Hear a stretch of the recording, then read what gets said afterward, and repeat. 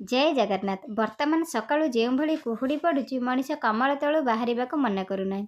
କିନ୍ତୁ ଏ ମ୍ୟାଡ଼ାମକୁ ଦେଖନ୍ତୁ ଭୋର 5ଟାରୁ ନିଜେ ଉଠି ଯାଉଛନ୍ତି, ତା ସହିତ ଆମକୁ ବି ଶୁଆଇ ଦେଉନାହାନ୍ତି।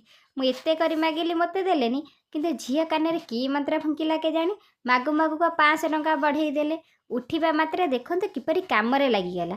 ତା ସହିତ ବାପ ଝିଅଙ୍କର ଟିକେ ସକାଳୁ ପ୍ରଭାତ ଫେରି ନହେଲେ ଦିନର ଆରମ୍ଭ ବି ହେଉନି। ବୁଲାବୁଲି ସେତିକି ଥାଉ, ଚାଲନ୍ତୁ ପ୍ରଥମେ ବ୍ରେକଫାଷ୍ଟ ବନେଇ ନେବା ଯାଇ। ପ୍ରଥମେ ଗ୍ୟାସ୍ ଉପରେ କଢ଼େଇ ଦେବା, ସେଥିରେ କିଛି ଘିଅ ଦେଇ କାଟି ରଖିଥିବା କିସମିସ୍ ସହିତ ଓଟ୍ସ ଦେଇ ଭାଜିବା।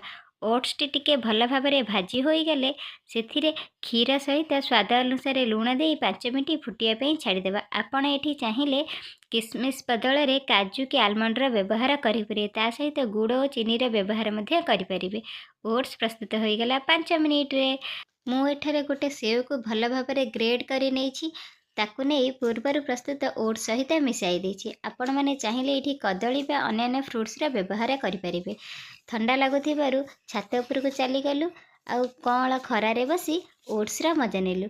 ଗୁଗୁକୁ ତ କିପରି ଲାଗିଲା ସେ ତା ଇସାରାରେ ଜଣେଇଦେଲା। ବାକି ଆପଣମାନଙ୍କୁ ଭିଡ଼ିଓଟି କିପରି ଲାଗିଲା ଆପଣ କମେଣ୍ଟ ମାଧ୍ୟମରେ ଜଣାଇବେ। ଚ୍ୟାନେଲଟିକୁ ସବସ୍କ୍ରାଇବ୍ କରିବେ। ରହିଲି, ଜୟ ଜଗନ୍ନାଥ।